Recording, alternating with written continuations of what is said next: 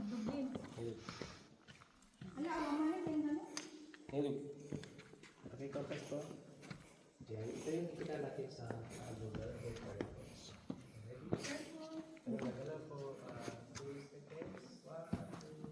Ma'am, dito pala meron tayong tinatawag na stalactite and the stalagmite. So, ang stalactite pala yung sidon means ceiling and the word type means limestone growing downward. Stalagmite naman laki, yung G means ground and the word mite means growing upward.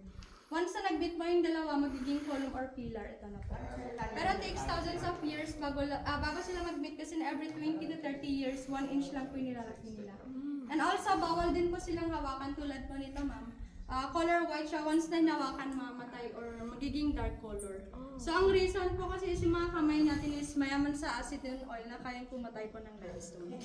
Then, kung ma-imagine nyo po, para siyang rock formation ng boa snake versus crocodile. So, ito yung snake, yung nasa taas, ito yung head ng crocodile. Ang dami ko. Kasi noon, ma'am, di ba, hindi mandatory ang tour guide.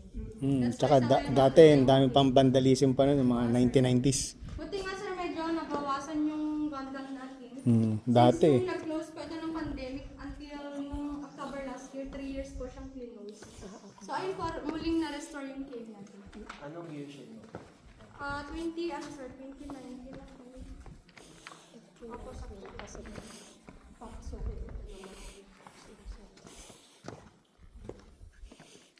Bebe, mag-flashlight ka rin. Open mo yung light mo.